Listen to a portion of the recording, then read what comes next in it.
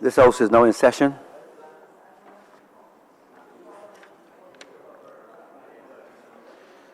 Minutes of the meeting held on Tuesday, December the 17th to be confirmed.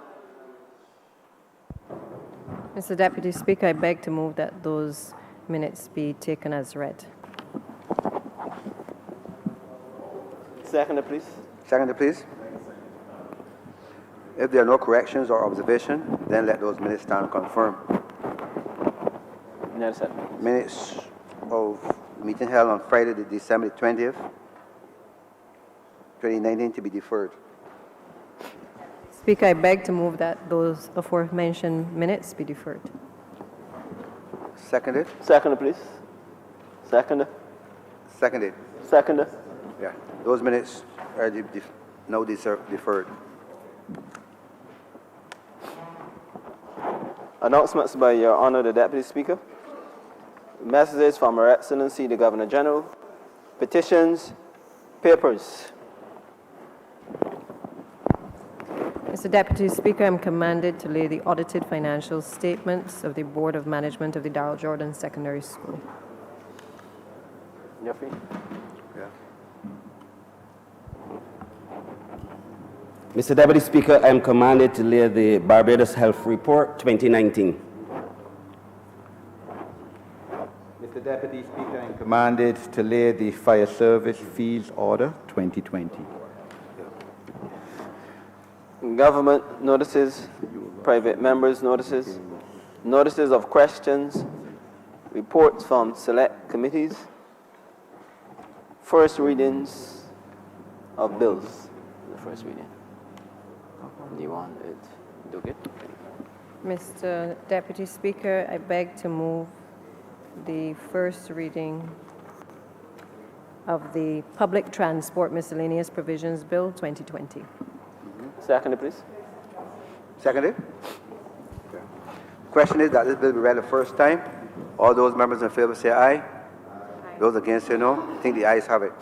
Statements by ministers, congratulatory and/or obituary speeches, personal explanations, motions for leave of absence, oral replies to questions, notices of motions for the adjournment of the House on matters of urgent public importance, orders of the day. Mr. Deputy Speaker, I beg to move the suspension of Standing Orders 6, 16, 18, 20, 42 subsection 5, 43, and 44 be suspended for the remainder of today's sitting. Seconded. The question is that those standing orders so mentioned be suspended for the remainder of the day's sitting. All members in favor say aye. Aye. Those against say no. I think the ayes have it. Government business is now the order of the day. Order number 10, sir.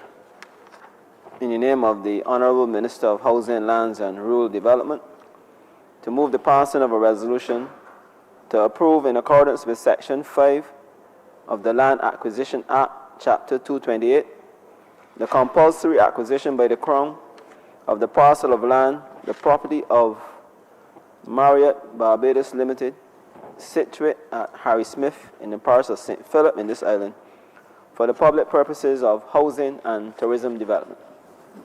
Member for St. Andrew. Mr. Speaker, before I begin my presentation, it is worth noting that the Leader of the Opposition, I don't know if this is an indication of overtures which he intends to make to this side, but for the first time is clad in gear for the first time that is close to red. And I don't know what is responsible for his conversion, but it is very noticeable. I hope that yellow is not the next one.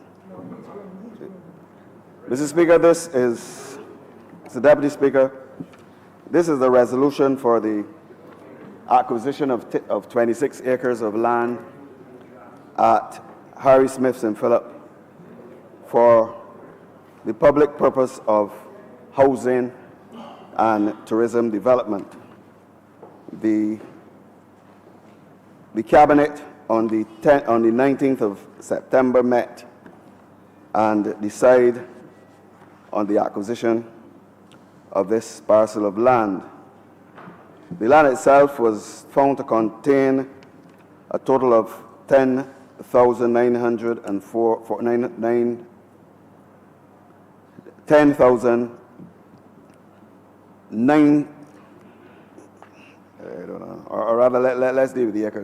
acres of land in parcel A and 20 acres in parcel B.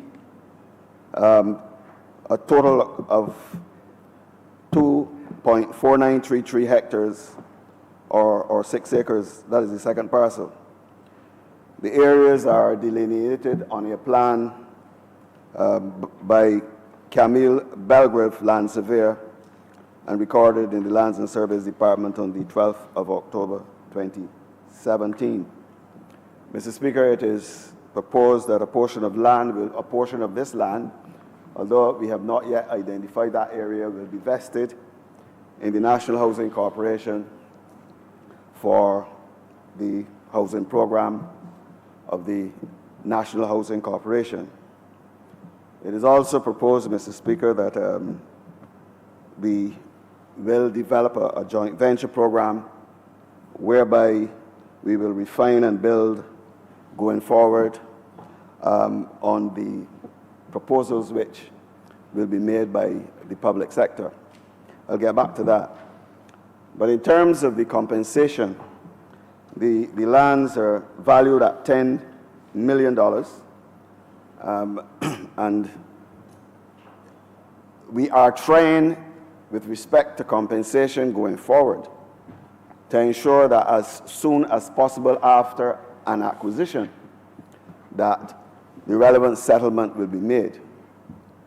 I say this because over the years, successive governments, not just the former administration, but the Barbados Labour Party when they were in government, I think that they have been somewhat tardy.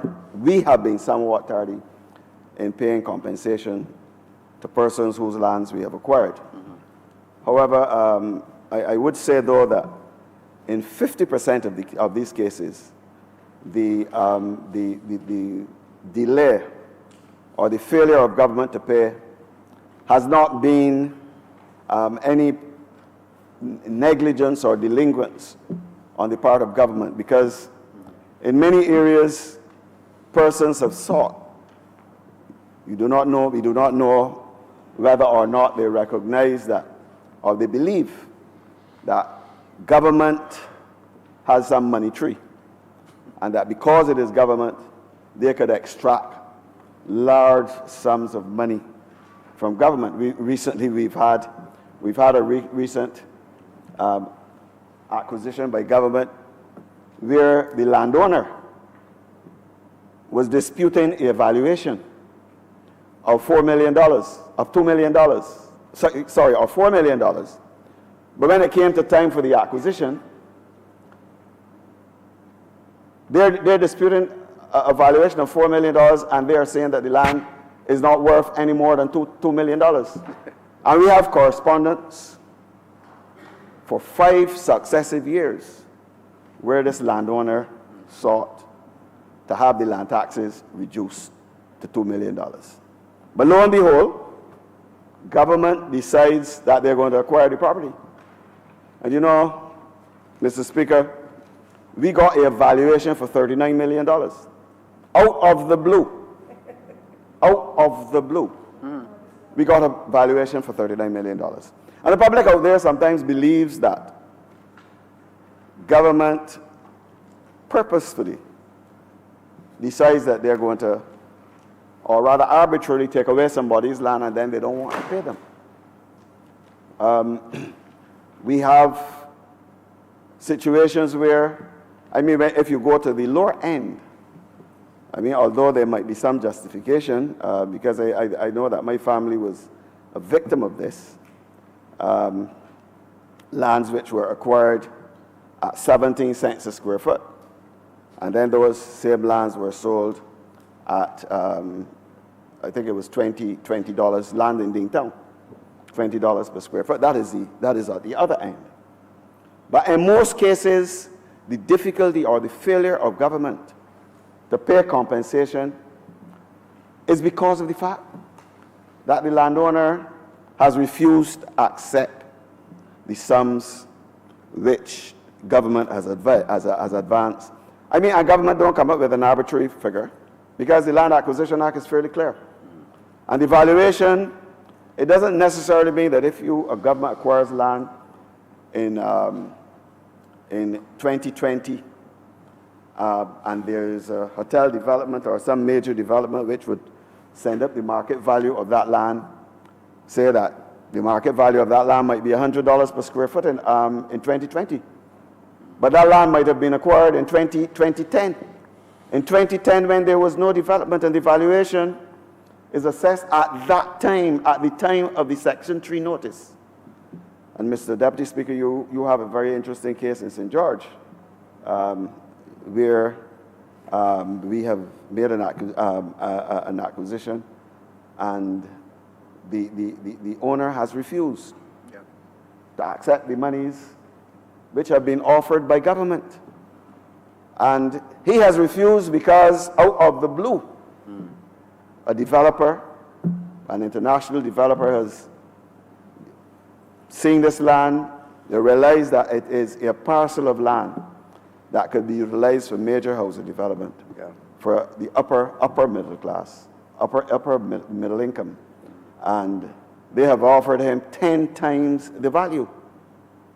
10 times what was the value when government acquired the land. 2002. And he would want us to pay him that amount. But it can't happen. Can't happen. It just can't happen. And we've got a lot of instances of that. And you know, it is false for us, for the public to believe that government has been acquiring land and refusing to pay. I mean, the incidents, the acquisition that I referred to with respect to the $4 million that they're now claiming, $39 million, government was willing to pay immediately. Right. As a matter of fact, we were willing to go by private treaty. And we only go the process of compulsory acquisition when negotiations have broken down. Yeah. We try, and as a former Minister of Housing, Mr. Deputy Speaker, you would know. Yeah. Sometimes negotiations are ongoing. Sometimes we extend them even though at the disadvantage of a project. Sometimes for as long as 2 years. I mean, sometimes you think you have an agreement and then at the last minute, there's a change. And the agreement to which I refer, I think that it is relevant, very relevant, that we should mention that. We have had discussions with that particular owner or individual from the 20th of May when we came, 20th of May. When we came to office. And we thought we had an agreement on 10 occasions. On 10 occasions we thought we had an agreement with that particular individual. Yeah. And every time we thought we had an agreement, they came back. They wanted more. And even though we knew that according to the Land Acquisition Act, because I mean, if you're going by private treaty, well then I mean there is no limit. Right. And we went from $2 million of the valuation all up to $10 million, and we still no agreement. And then at the last minute we went to $12 million, no agreement. So these are the difficulties that we face in terms of these acquisitions. There are occasions too with respect to these acquisitions where not only we thought we had an agreement, but we were so sure that we paid the money into court. At this moment, I can't tell you how much money we have paid into court that is resting in the coffers of the Treasury. Because if we agree to pay, if we make an agreement and we agree to pay in 2003, and then you decide to take the money 20 years after, you can't claim interest. Can't claim interest. You can't claim there are other things that you cannot claim. And there are millions of dollars, Mr. Deputy Speaker, millions of dollars we have paid into court for acquisitions, and the owners have refused. I mean, in my own constituency, Right. I recall there was an acquisition which was done shortly before I came to Parliament. And I came to Parliament in 1991. And 25. the lady involved, the owner involved, she indicated that the money that was being paid is not enough. She's not going to, she would rather die than accept the amount. And you know what happened? She died. And the thing about it is that she had no kids. No kids. She did not leave a will. And, in the cases of these estates, sometimes you have about as much as 100 people wanting to claim. And the agreement, the ministry was willing to pay. And that matter could very well thrash out for another 10 years, because government now is in a position where somebody has to take out letters of administration. And if nobody takes out letters of administration, well, then you have a problem. And because of the warring among the parties, the letters of administration will take a long time. One body has applied for letters of administration. Somebody has filed a caveat. Another person has filed another caveat, and the matter is just there in abeyance. And then you will get persons who do not understand the type of problems that we face in the Ministry of Housing in settling these matters, would say that government acquired it to take this poor old lady's property. The poor old lady, all she has is this land, and we took her land, and we did not compensate her. Compensate. And she died before getting her money, but that was her choice. That was her choice. We are willing to settle the matter. I know you, Mr. Deputy Speaker, I'm not talking out your business. And Yes, of course. if I am talking out your business, or if I'm getting, if I'm strained, just let me know and I will No, stop. I want you to talk fully. But we are willing to fully. settle the matter, that matter. We can settle that matter tomorrow. Yes, I'm aware of it. Tomorrow. And just to give you an idea, in the estimates for 2019-20, we put $15 million in the estimates for compensation. Now, you know that when the last time I checked, only 200 and something thousand had been utilized, which means that money will lapse. Jeez. So that if your charge, Mr. Deputy Speaker, had accepted the amount of money that was offered by government, it means that matter would have been resolved. Yeah. So we have a lot of matters like this. And the last time I checked, government, the amount of money that government owes for acquisitions, and I'm not including interest, I'm not including any additions for the various other inconveniences that the victims of compensation might have. $136 million. Yeah. $136 million. Now, if you add on the interest and the other little things, the variables or whatnot, it may very well come to over 300. This 136 is money Money that is owed for acquisition. for acquisitions. For acquisitions only. It's $136 million. That $136 million would involve monies which have been agreed and monies which have been assessed by the Barbados Revenue Authority as the amounts which are outstanding. And the thing about it is that under the program, there's certain arrangements where government's contingent liabilities could be settled. And we are in a situation where we can't deal with that, deal with these acquisitions. We can't deal with this aspect of the compensation.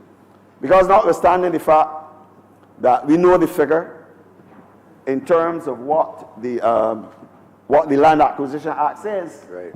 And the Land Acquisition Act is very, very clear, very precise. I mean, sometimes I wonder why people try to I don't want to use the wrong word, but, you know, where they come up with some of these exorbitant prices when it is very clear, crystal clear in the Land Acquisition Act how much money you are entitled to in case of a government acquisition. But if its valuation is disputed, who determines the correct valuation? No. Well, Mr. Speaker, you've asked a very interesting question. The Land Acquisition Act is not a recent statute, and in a lot of these statutes, we need to go and do some surgery on them. And I think that we need to do surgery on the Land Acquisition Act. It is something that we have spoken to for years, and we haven't done anything about it. It is deficient in many aspects, but in terms of what we are discussing, the question of interest, it does not set out a specific sum for interest, but it did state that if a person put in a claim under the Land Acquisition Act, if you put in a claim and you go to court, the matter has to go to court. The judge has a discretion to impose an interest, a figure not exceeding 6%. So in other words, the Land Acquisition Act doesn't make any provision for any interest. It doesn't make any provision outside of this provision. So that if government decides that the valuation of the land is $3 million, the valuation you're claiming, or take the position with respect to the one that I spoke about. The recent acquisition where the government's valuation is $4 million, is $4 million, and the individual was claiming that it's $2 million so that she would pay a lower tax. The amount to which that person would be entitled to is only $2 million. $2 million and no interest. If they accept it, the interest only comes into play if you go to court. So there's no figure with respect to interest. So there's no interest payable, and in terms, I'm dealing specifically with the question, for which you pose, where the parties cannot agree. The Act itself did not make provision for any arbitration. What has happened is that the Ministry of Housing, as the person responsible for the acquisition, they have set up over the years a process where there are certain officers from the Barbados Revenue Authority, certain officers in the property management unit, certain persons with experience in valuation, quantity surveying, quantity surveying and that sort of thing. A committee actually get together and deal with that. But that committee... The Standing Valuation Committee. Standing Valuation Committee. So that Standing Valuation Committee is not something that is recognized in the Land Acquisition Act. So, I mean, a person would very well be advised. If I was a lawyer representing any client and they came to Land Valuation, I said, well, look, you better sit down and see if you could get as much as you can, because, the chances are, if you go to court, it's going to take, sometimes it takes, from what I've seen in the files, and it is not fault on the part of the court system. Because sometimes you go to court, and just what I am telling you now, we had a recent valuation, I think the one in 6 months, where the judge, the Court of Appeal, the judge in the Court of Appeal actually told the lady, as the owner, as much. I think that you better go back and talk with the officers in the Ministry of Housing and see if we could get what you could get from this matter, because I'm not so sure that what you are claiming you will be able to get. They didn't say that, not in those words, Mr. Deputy Speaker. But any lawyer advising anybody with respect to an acquisition should actually encourage them at least to sit down and even going to court is not going to help them. Sometimes it takes as much as, sometimes it goes on and goes because of the fact that, you, in your head, you think that you could get X dollars, and you need that third party, whether it's your lawyer or somebody else, to tell you to drive some sense in you. I mean, and another one we had one recently which was settled only recently, where the owner, they were claiming $11 million, $11 million, and the person who they had as a valuer, he had, when I counted the meetings that they had with with the Ministry of Housing and the Standing Valuation Committee, and I'm not exaggerating, there were about 20 meetings, 20 meetings in 1 year in order to resolve this matter. And there were other meetings. I believe that overall, in a space, this acquisition started in 2003. And it was only completed this year, because we are making an effort to bring closure to all of these matters. Right. And they were claiming $11 million. And you know that it was only settled after he died a few months ago? I'm not so sure if he was still alive, if that matter would not have been settled. So the question of compensation is one. I think that the Act needs to be very, very, very, very clear with respect to compensation. The market value at the time of the Section 3 notice, notice under Section 3 of the Land Acquisition Act.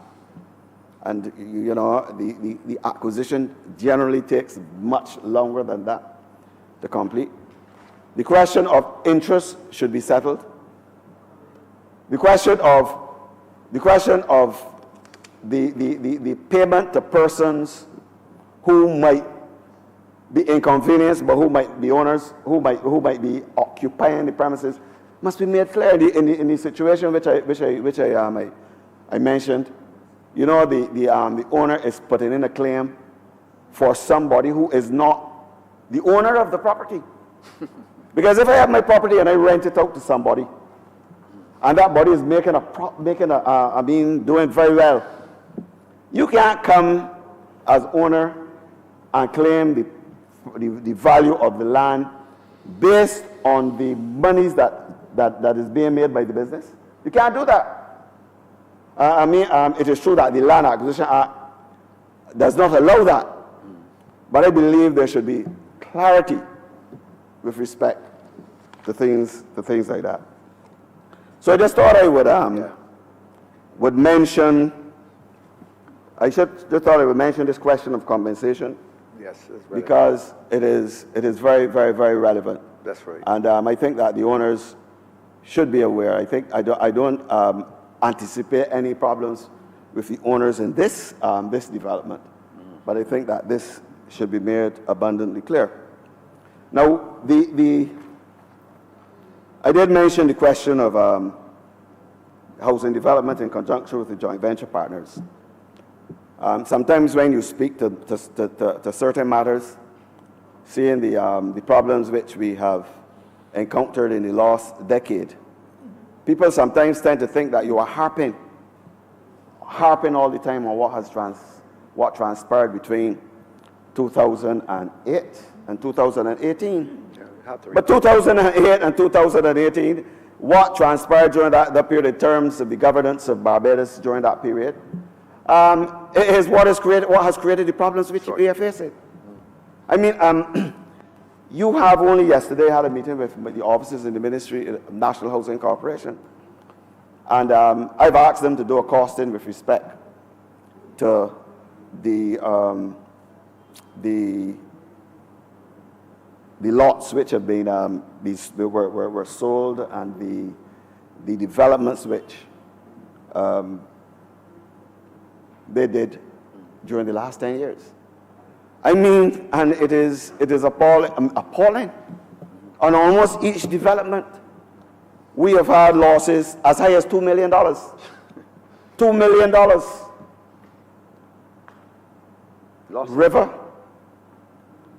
You'll be familiar with River, Constance St. George, Lancaster, Parish Land. I mean, and what is worse that during that period, a number of contractors were handpicked. I mean, these things need repeating. The public needs to know this. Were handpicked. There were persons who have reported that they they wanted to get into construction, and they were actually called by certain functionaries in the government and told to set up a company. No knowledge whatsoever of building construction. Absolutely none. As a result, as I speak, I think at River and at Parish Land, the National Housing Corporation is now called upon to complete houses which were constructed by private contractors without anything going out to tender. You pick up the phone, I don't know who did it. You know, and we have been trained. I mean, we will find out. I hope we find out eventually, because a lot of things are coming to light. A lot of people, I must tell you that in the last 6 months or so, I don't know if it has anything to do with the fortunes of the former member for St. James South. But I can tell you, in the last 6 months, we've had a lot of calls from people. We've had calls from people who have indicated the circumstances how they got the contract. Wow. And there are persons who call, they don't want to put pen to paper, but I believe in time they will. And will tell you that they were told that you're going to get this contract, but X amount would have to be put aside for a certain individual or a certain institution. Jeez. And the National Housing Corporation is suffering from that right now. Parish Land, I think, I don't have the numbers, but I think the Parish Land, I think there were, I have the file here. Just take your time, member. You have unlimited time. Parish Land, 117 houses, and we are still completing houses for a contract which began more than 10 years ago. And the amount of contractors that you had on that site, I think there were about 5 or 6 contractors. They have gone practically scotch-free. Riverview, St. Philip, Ministry, the National Housing Corporation. Say what you like about the National Housing Corporation. The National Housing Corporation, without the National Housing Corporation, the whole government housing program would collapse. Yeah. And they have now been trying their best. We are the completion of these houses close to fruition.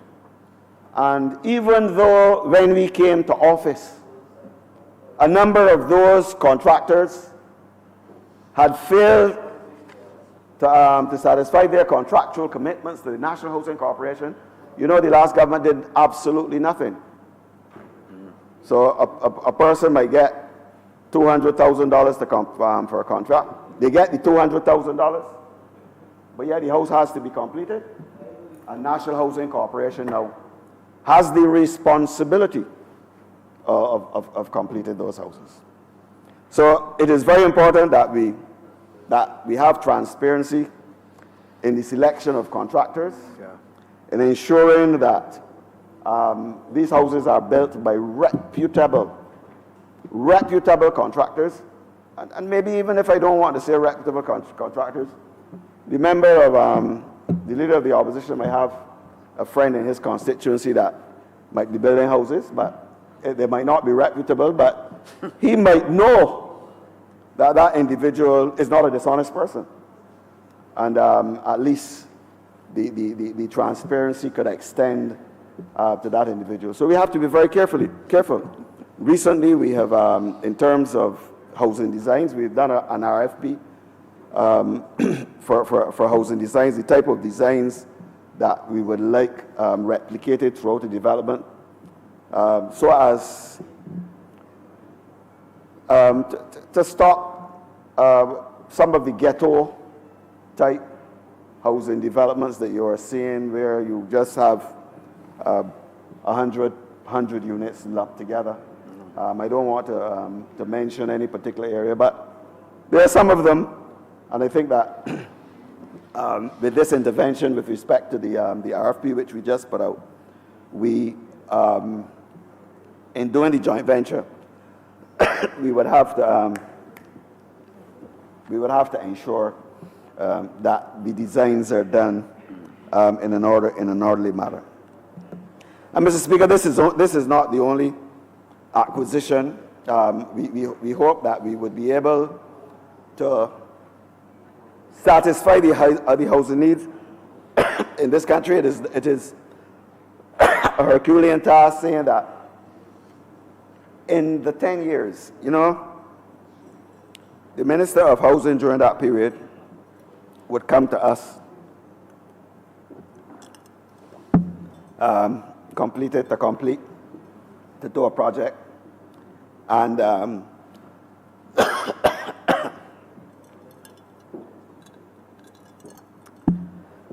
I forgot to take the medication that the member for St. George South took last night.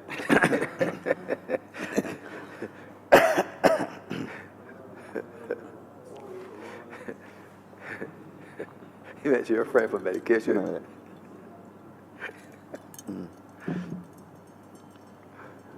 Yeah, Mr. Speaker. There are a number of acquisitions that we have to deal with in this term. You know, they used to say when the Barbados Labour Party was in government, we were building up a land bank and we were not doing anything in housing. But you know that when they came to office, Country Towers is a good example. They're back for Country Towers, but everything was in place. Right. All the designs. You know that when they came to government in 2008, everything, all they had to do was to walk it. It would have been good. Seeing the problems we have, especially with squatting and things like that. I know Minister Prescott is not here. You know, the thrust of this government to make sure that everybody is housed and has at least security of tenure. You know, it'd be good if they had done what we had done, in that they had acquired, and even if they didn't acquire, they had gone out there and they had made sure that all the land available to government, that they had done the relevant subdivisions. Yeah. We would have been able, right now we would like, and the Prime Minister is very firm on this, the question with the squatters in Rock Hall. I'll come back to that.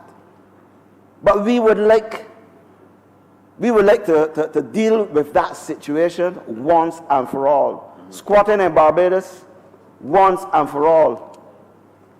A rich person don't squat. Sometimes you have to have sympathy for people who are squatting. People squat out of necessity. But we would like to go and put up 500 houses as I speak. By the end of this financial year, when I say the end of this financial year, by the 31st of March, if they had done what they were supposed to do. If the designs were in, the infrastructure were in, roads, everything was in. So lo and behold, we now have been stumped. Because despite our vision in that direction, despite what we would like to do for the poor people in Barbados, I know that there are a lot of people who are saying, you're doing this for the squatters, but yet, there are a number of individuals who have been applying for housing for years and have not been able to get their problems sorted out. But you're dealing in Rock Hall with issues pertaining to security, health concerns, persons who have built their houses on a dump. You know, every time I hear a news flash, as Minister of Housing, I get a little rattled and I feel a little worried because I'm wondering whether or not there's not some explosion on the dump in Rock Hall. I'm wondering whether or not and their plane has not crashed because of something that has happened in Rock Hall. So this is urgent. And I'm saying that if the last administration had done what they were supposed to do, we would have been able to go and put up 600 houses in one area, 300 houses in another area. But this is not so. So even though the situation is urgent, we still have to follow the law. We still have to go, as I speak, the areas that we would like to move on immediately in order to rectify the problem that we have found at Rock Hall. It is true that it goes back years ago, and I must say that before 2008, the Barbados Labour Party government had made attempts to deal with the problem in Rock Hall. But for 10 years, for the 10 years of the last decade, they did absolutely nothing. I mean, and the type of problems that we have now, if you realize now that if you have a major catastrophe in terms of our security concerns, in terms of health, I mean, the Minister of Health called me around the time when we were doing the site visits in a panic. Because, I mean, he likes to read a lot. And he was reading about the problems that could happen in terms of an explosion. And he didn't read it properly. He thought there would have been an explosion the week after. But then I had to console him. Oh, no. These are possibilities. So, I mean, we have, we're in a serious situation. And the question of squatters, a squatter is not a Vincentian or a St. Lucian or a Guyanese. A squatter. I mean, the problem that we are facing now is a national problem. It's a Barbados problem. And we have to ensure that we deal with the question of with the squatters, the problems that are faced, the risks that are faced with respect to the squatting at Rock Hall. A number of them, I mean, I must say that if you see the houses in Rock Hall, I mean, you have to, notwithstanding what any illegality in terms of the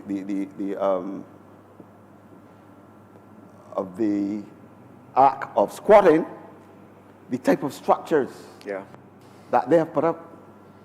I mean, and it would seem as if even there were. I mean, it is not a ghetto settlement. They have utilized the type of advances in technology, I mean, that the average person would not think about. And while the structures might be illegal, we have got to ensure that in the interest of security and for health reasons, that we actually bring some closure to the problem in Rock Hall. We cannot, obviously, promise them that we will be able to build back the type of houses that they have. They will still have to pay. There will be a cost to the movement from the area of Rock Hall to other areas. And we have proposed that for persons below the poverty line, that there will be a grant of $25,000. So those persons who have put up big structures on the land, I mean, obviously they would incur some loss. But what we will do is that we have located certain areas where there will be allowed subject to the type of designs that we would like, so that we don't want it to be a ghetto area. There would be allowed access, ownership of the land over a period of time. Initially, they will pay rent. The houses will be constructed, as I said, in accordance with certain designs, the areas that we have identified. Carpenter's Glade, Dodds Plantation. I know that some people might not want to, I don't remember the district, the other name for the district, Dodds, saying that there might be some connotation with respect to that particular area. But we have put in the designs. We are presently working with the Ministry of Transport and Works. It is hoped that what we will be able to do is to go in and do the road works. Ministry of Transport will do the road works. The construction, obviously, have taken into consideration houses for low-income persons. We are hoping that with this intervention, we will be able to have a reduction in the cost of houses as we know it for low-income persons. And hopefully, after these designs, after these road works have been completed, we will then be able to start the reciting of persons from Rock Hall to the areas that are earmarked. Chance Hall, St. Lucie, that's another area that has been earmarked. Fairy Valley Ridge, Carpenter's Glade, Parish Land. All these areas are being worked on now as I speak. As I said, it is hope. I certainly would like that at the end of our term, the question of our first term. The Attorney General is always famous for correcting me, although he's not always correct. That we would have arrested this quarters problem. I know that people in the other areas might say, well, I mean, how comes Rock Hall, you give it Rock Hall priority? As I mentioned, the health and the security concerns. But the other areas will be dealt with as well. The Bell. We're hoping that if we restore the Bell, I think the Prime Minister has already spoken about that.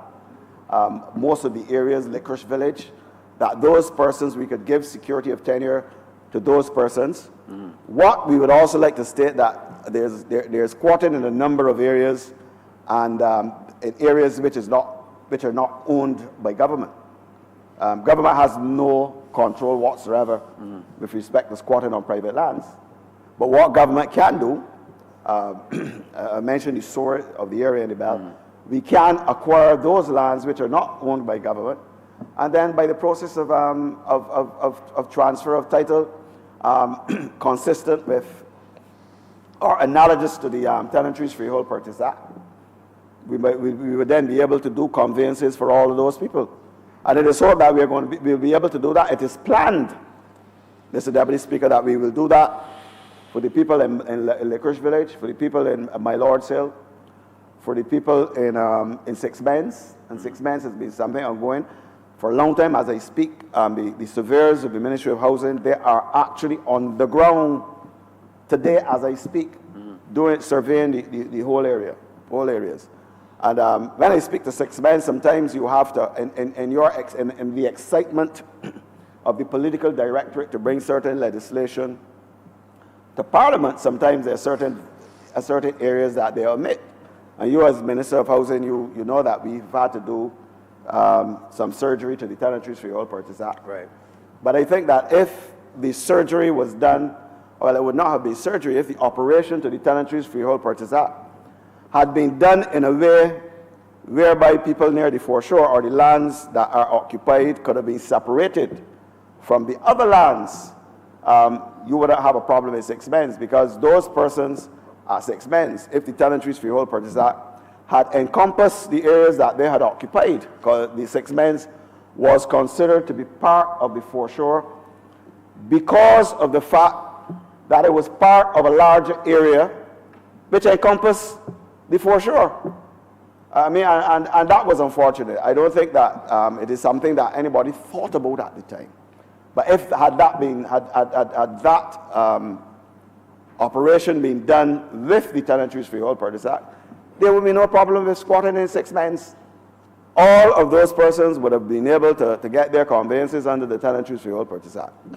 What we are hoping that we would be able to do is, having acquired the lands under the Tenantries Freehold Purchase Act, all of the tenants will then be given the right to purchase under the Tenantries Freehold Purchase Act. It's a question of whether or not we have to make a decision, whether or not we would use using the Tenantries Freehold Purchase Act, we would designate that area as a plantation tenantry, in which case the price would not be $2.50 per square foot, but it would be 10 cents per square foot. So it is hoped that that is a decision that we would have to make, because if we designate that area, because it was part, as you know, Mr. Deputy Speaker, well, you lived on a plantation, but I'm not so sure you may be fully aware. But most or all of the lands in Barbados were part of a plantation. So I don't see anything wrong with, and we would have to come back to Parliament to schedule that as a tenantry, in which case we would be able to sell the land to them under the tenantries at 10 cents per square foot. So the question of the squatters' settlement would not be an issue.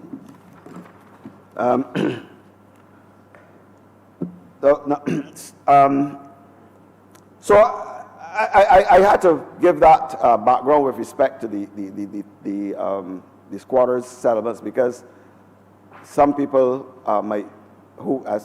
especially those persons who have applied to the National Housing Corporation and who have not been able to get not even a unit. Yeah. They may wonder, you're helping people who have broken the law, but you're not helping us who are straight.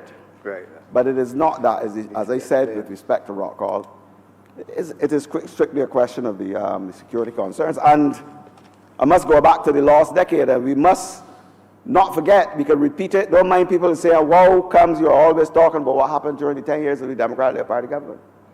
I mean, good Lord, if you are making the people in the units believe that you are giving them a concession, you are giving them something. But then, and you're dealing with housing. You have 30,000 people who want houses. They're new. But they have 4,000 units.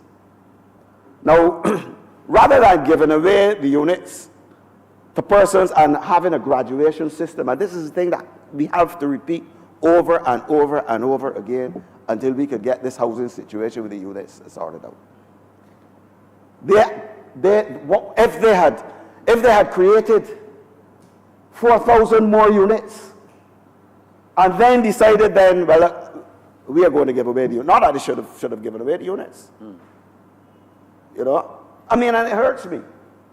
When my colleagues would come and tell me, listen, I have been put in a unit. I have a lady in my constituency, and she needs a unit, and there are 2 lots, there are 2 units.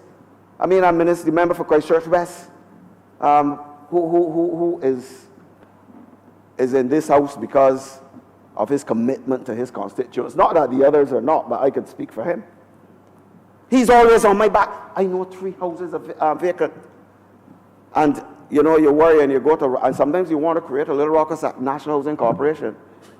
And when you go, you realize that these houses have been given away by the government. The persons whose, I don't want to say, to use the wrong word, given away and being utilized for all sorts of purposes. Sometimes I have them rented out. Some they use as storerooms, storage. I mean, and then I have to come back and tell my colleague who has promised me good things in White Hill, Minister of Public Works, and I'm going to keep him to that promise. Start, though. Yeah. We need to start. You know, I have to come back and say, well, you know, those units belong to this particular individual, and he is a senior government officer, and he lives in Rendezvous. And a unit is the, I mean, I don't know. I mean, sometimes you wonder, the Attorney General, who likes to stick to the letter of the law, always telling you that you can't do things retroactive. You got to follow the law. But there should be a way where you should be able to go and deal with that matter immediately. We had about 40, I think it was 4,200, I can't remember the specific figure, 4,200 units, and 2/3 of those were given away like that. I'm not saying that you might not want to accommodate individuals, certain individuals who have been good tenants for over a period of time, and where over a period of time the relatives have been living in the land, in the units. We usually have a graduation process. And that is where we were in 2008. That's right. In 2008, with the assistance of the programs we put in place, you were Minister of Housing, the $50 million bond issue, the Housing Credit Fund, the General Workers Loan Fund. And you graduate from those units and start homes. I mean, a lot of people benefited, despite what other people say, from these starter homes. You graduate and then you leave those houses so that we will be able to satisfy those 30,000 people. But no, they didn't do exactly. Nothing like that they did. So I have to tell my colleagues, sometimes they even say, well, nothing is happening in housing, and they're correct. So we also have that problem. That problem where 2/3 of the housing stock, the units were taken out by the last government, and they did absolutely nothing to replace it. And to add insult to injury, I mean, I've said it already and I will repeat it as often as possible. You had a CDB loan, $100 million. Housing, the housing neighborhood upgrade. Sent back $47 million. I can't remember the figure, but the member for St. Thomas is not normally incorrect. They actually had, I mean, right now we are struggling. We are struggling. We are trying now, the Minister of Economic Affairs has been telling me how difficult it will be in order for us to get a loan Investment, yeah. for the housing program. But we are struggling to get a little $30 million house, $30 million loan from the Caribbean Development Bank, right? We are struggling. She look, the minister might look a little puzzled, but we are probably doing it on our own. Not on our own, but With assistance. to construct only 122 units. 122 units. And you know that if they were interested in housing this nation, if they were interested in poor people, because the member for St. Lucie liked to use that word. You know, I heard that word in this house for a long time. Apart from any minister from the member for St. Michael East, poor people. You know, if they were interested, we would not be in this. These houses would have been constructed. So not only did they give away the units, 2/3 of the units, and then they refused to take up the $100 million from the CDB. The loan was approved and everything, and they did everything to frustrate it. The housing neighborhood program didn't come to fruition. It came to fruition, but they didn't do anything. And now we are struggling in these economic times in order to get ourselves at a level where we could say that we have done at least something to alleviate the housing shortages in this island. But notwithstanding that, we will still press on. We will still press on. We have, we still have a program whereby the type of initiatives that we had started prior to 2008 will continue. And we are hopeful that with a resurrection of the resurrection of the Housing Credit Fund. Right. We might not be able to get the General Workers Loan Fund in the way how it was, but we are hoping that we would be able to do something to alleviate the problems of which we face. We're still looking at, we still have Lancaster, so that we could put, as part of the new trust, 180 lots at Lancaster. And interestingly enough, ask the last administration during the last decade, what land did they acquire for housing? What land did they acquire for housing? You know, and I don't want to mention, I will have to mention Coverley at some other point in time. We don't have the time to mention that. But the generous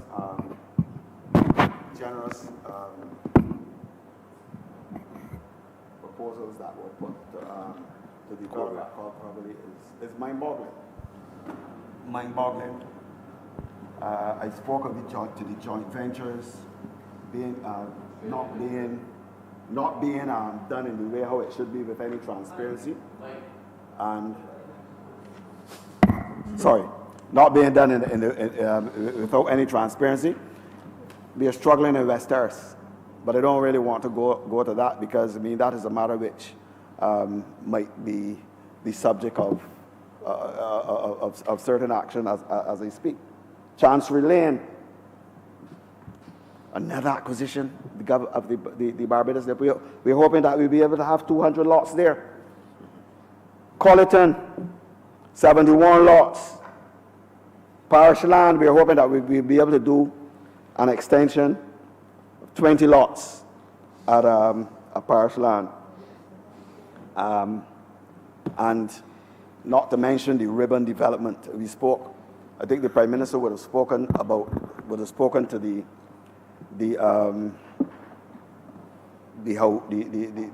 planning gains. Mm-hmm. The planning gains, whereby persons who are developing land in certain areas will be given back to government at no cost. Certain lands for housing. Searles Plantation is a classic example. And then there are lands which are owned by government. And we are hoping to put in the type of ribbon development, which the Minister in the Ministry of Housing, the member for St. John, will speak to. As I speak, we are hoping that we can get. I mean, and I'm not saying that it is guaranteed. You know, and you know the thing that really fascinates me and makes me feel that at least we have the interests of the people at heart. The excitement of officers in the Ministry of Housing who have been sitting down, not being allowed to use their talents. And when we look at what we can do in terms of the planning gains and the ribbon development, and you come up with certain proposals, I was astounded. The Chief Surveyor, having had a discussion with him and the member for St. John, and then he came back. I mean, it's land that was there during the last decade. Almost 1,000 plots of land. 1,000 plots of land. They did absolutely nothing to arrest the housing situation in this country. Ridiculous. Yeah. I mean, and they don't want us when we are dealing with certain issues to say that we shouldn't go back. But how else? We have to let the people know why we cannot move forward until we have put certain things in place. So I'm hoping, Mr. Speaker, that we will be able to come back to this House with other acquisitions. I mean, some members could be a little outrageous, like the member for St. Joseph. He came to me with this plan. He wants 500 lots in St. Joseph I mean, taking land out of agriculture. I mean, we can't promise you that we can do that. But we will be back in this house. I don't care who said that we are creating a land bank and we are not tackling the housing problems in the way that we would like to tackle them. But if the last administration had put the infrastructure, the vital infrastructure in place, we would not be in this situation. So we now have to go back with the policies that we had in the past, assisted by members of the private sector. And I must say, not only the officers in the ministry are very excited that for the first time, for a long time, they're being asked to do things, and they're working. They are working. The member for St. Thomas would say, energized. But the private sector, they are, I mean, you get calls every month. They are willing to help. The plantation owners, they are willing to help. They are willing to donate their lands. You know, and when you talk to them, I mean, nobody came, nobody asked anything. I mean, you know, one wonders whether they were interested in their charges, their constituents. What were they doing in the 10 years of the last decade? So, Mr. Speaker, I am very glad that we have been able to come to this Parliament with measures like this, and you can be assured that we will be back for the acquisition of lands in areas, whether it is on the periphery of existing villages, or whether it is in areas where persons have an interest in ensuring that they can make some contribution to the supplementing the housing stock in this country. I'm obliged to you. I'm obliged to. Before the honourable member speak, His Honour the Speaker is on his way here. I beg to move that this resolution do not pass.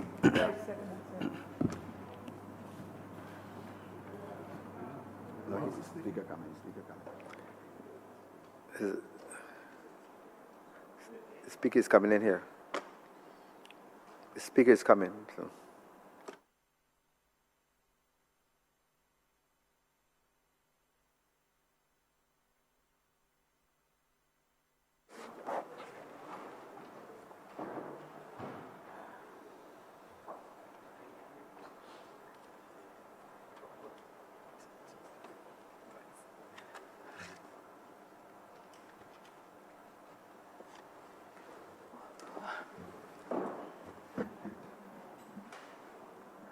Good morning to all. Speak.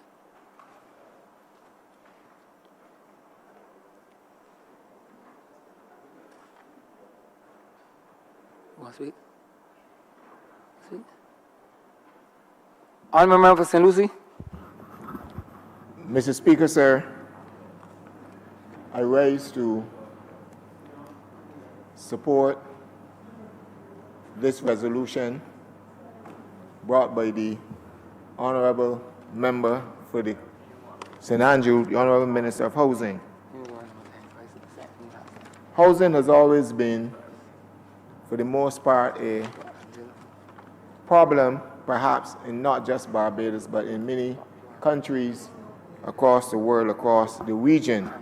You just don't seem to have the amount of houses to satisfy the demand or the needs within the particular area. What has been the policy or the position of Barbados Labour Party administrations is that we have always tried to create that environment and create that, to work steadfastly on satisfying that demand wherever possible. If you look at a number of housing estates, you look into this country, in the city, for sure you have places like, which we have done, like London Bourne, we've done Rosemont, we've done some in Deacon's Farm. Over the years, the record and the history of the Barbados Labour Party as it relates to housing has been, I would say, stellar.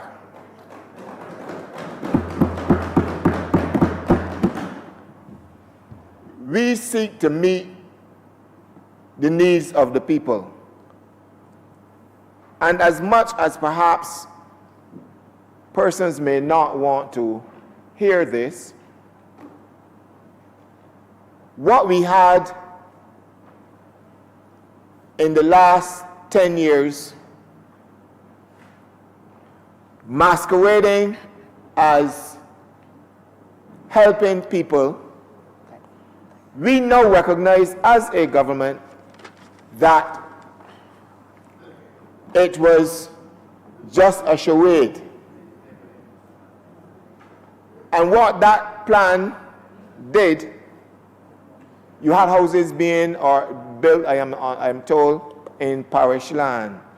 They had some, what I determined, and I don't know if it's unparliamentary, Mr. Speaker, but some huts in Lancaster 1 and 2.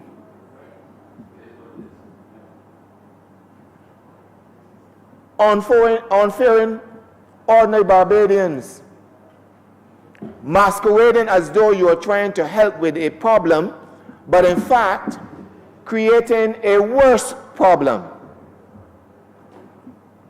Because it should never be that a new administration has come into office and the Honorable Minister of Housing has his hands virtually tied based on policy of a last administration. And you would hear the stories, Mr. Speaker, I don't know if you've heard them, but I've heard, where persons have gone into units and have been told not to pay. That is absolutely ridiculous, because not paying means that people in your constituency, Mr. Speaker, in St. Philip West, people in St. Lucie, my constituency, housing has not been able as yet to do anything there because the hands of the minister has been tied, and the National Housing Corporation, because of the lack of funds to carry out the work which is necessary to assist people. And that has been as a result of bad management, bad policy by the last administration. There's talk about how many people get kickbacks and how hands were passed back. Too much stealing there. And now we have this issue to deal with. But we are a government, and the Barbados Labour Party has always been a party that has been committed to the people. And whatever hand we have been dealt, we will play it. And we will come out on top. And that is the commitment we made to the people of Barbados when we went to them throughout all our Rub and Shoulders programs, throughout almost over 2 years of being on the ground, and now almost 2 years of being in the government. And the people have given us their commitment. They've said to us, look, we believe you can do the job. And they gave us the tools, the power, all that we need, all 30 seats, to do this job.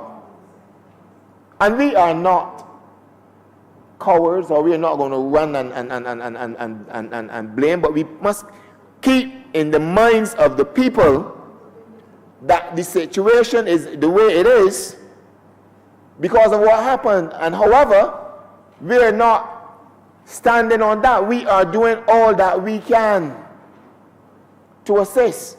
The Rock Hall situation did not just start in 2018. The Rock Hall situation was prior to that. This administration has come into office, and the Prime Minister has committed to fixing and have given the directive to the Cabinet to deal with the Rock Hall situation, Mr. Speaker, sir. We have some lands at Chance Hall. Indeed, Mr. Speaker, I would love to be able to get a few spots, etc., for the people of St. Lucie. And I know that once everything is sorted out, I believe there will be some left for them too. But we are assisting in the national effort of removing that situation, dealing with that situation at Rock Hall. We have, and we've heard, a resolution has come before this House already to deal with Colleton, 71 lots at Colleton. And every day, my office is not just bombarded, but people are requesting they need a little piece of the rock. This is the people of St. Lucie. And we are happy. We're happy for that. The ministry of, and let me say where the Colleton position was concerned. Colleton was something, was brought by the other administration. But what did they do? As in everything else that you could imagine, you just acquire and just leave it there. People need to understand that the government, this administration, has been doing a lot of work that could have and should have been done already long before us. And we do not claim that everything that we do is something new, because it's not. But the fact that it has been started and just left for years. We in the Ministry of Transport, for instance, we came and we found an IDB agreement to do some roads. And all we hear about, there's a plan, but you can't drive on a plan. You got to drive on a road. So we did the roads. And we did, I don't care which administration, but as I say, you cannot drive on a plan, you drive on a road. You cannot live on a promise or an acquisition. You got to get a house or a spot to put the house on to live. That is why the Minister of Housing, the Honourable Member for St. Andrew, is moving with haste to do all those things that were left undone so that the people of Barbados can benefit and benefit tremendously. There is land, not just land. The National Housing Corporation, there's a project at River Bay. And I spoke to the Minister of Housing about this, which was started, and that too needs to be completed. Because people need to have something in their hand to say, well, yes, this is mine. Another project left by the wayside, Mr. Speaker, sir. So this administration must be applauded. And the honourable members for St. Andrew and St. John, and I'm sure there are issues in St. John in relation to housing as well. There are issues in St. Michael South, perhaps relating to housing, especially, and as a matter of fact, especially in those rural areas. There are problems in relation to occupancy and the density of it in housing developments like the Pine. And those areas which have to be addressed as well. And I'm sure, Mr. Speaker, sir, you have persons in your constituency too who are looking and who are expecting to have their housing issues addressed. And this administration will do so. In a tight situation, in a BERT program, we are still finding the means and the ways, the creative ways, which we can assist in every area in this country. We have not thrown up our hands and say, well, the last administration did, so we can do. We are working, every minister of the cabinet, working hard, because we have made a commitment to the people of Barbados, and we have to deliver to them. The honorable members in this house, who they may not be in the cabinet, but they have needs within their constituencies. And we are working to deliver on them too, because we are all in this together, Mr. Speaker.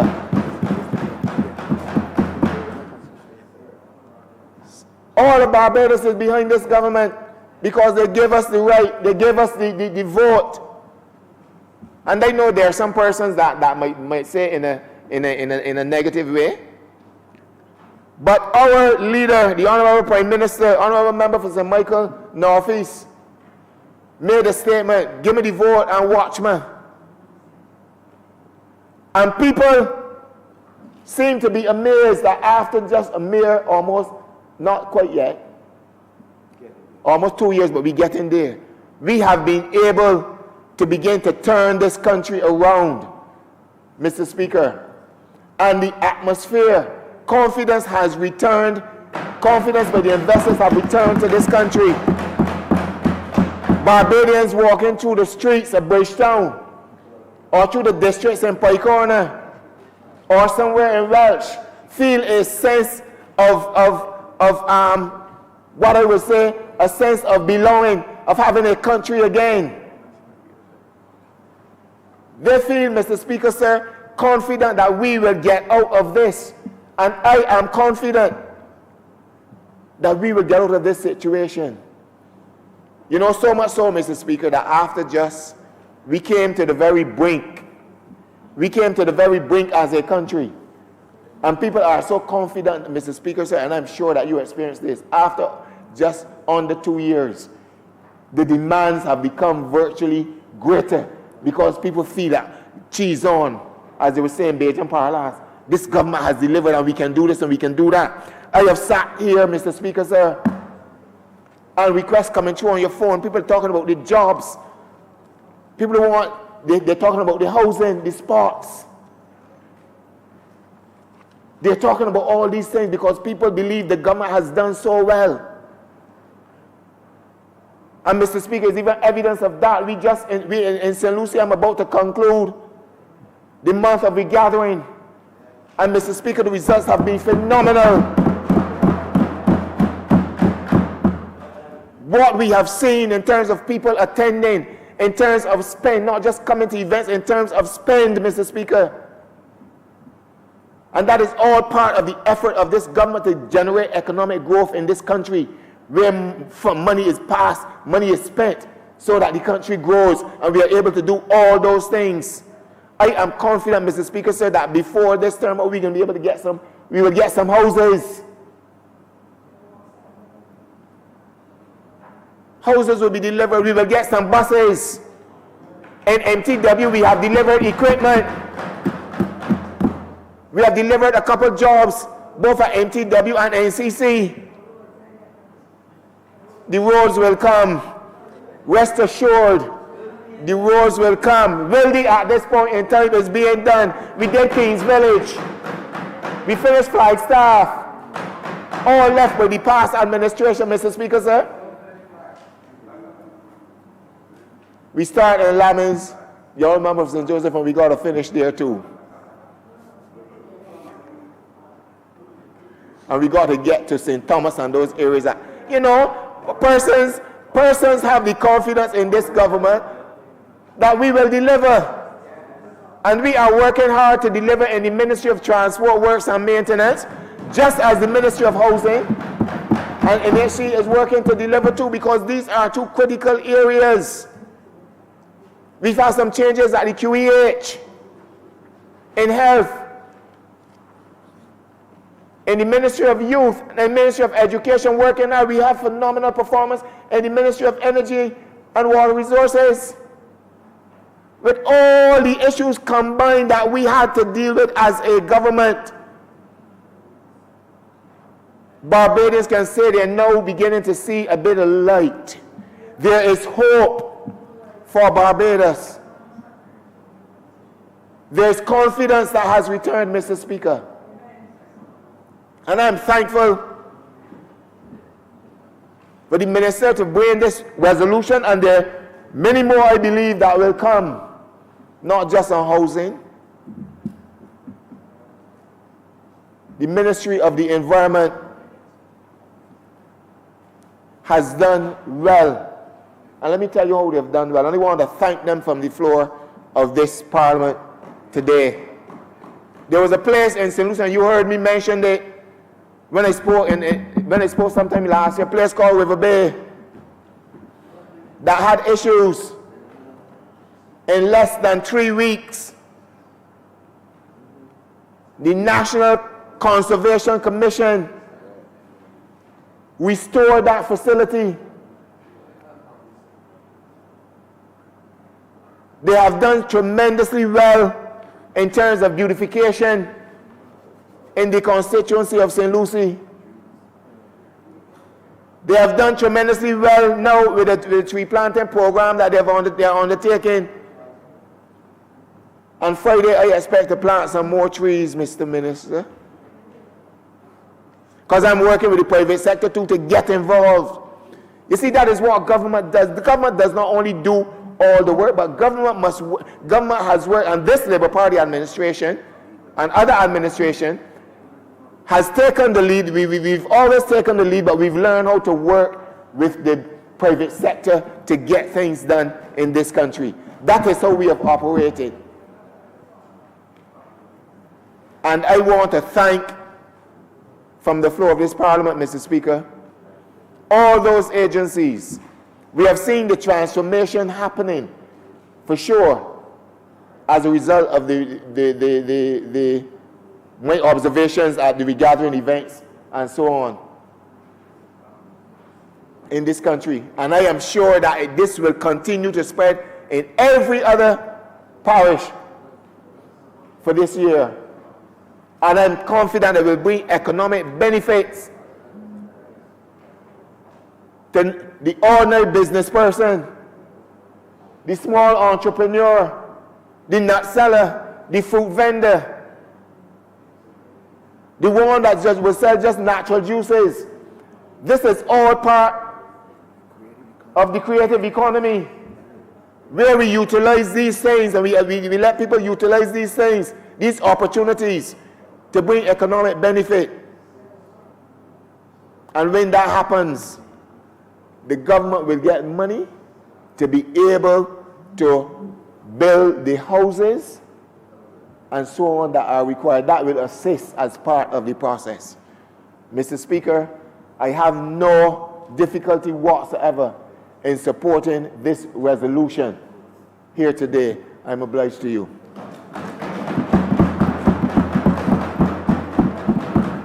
Honourable Member for St. John. Mr. Speaker, I fully support this acquisition that was tabled today by the Minister of Housing.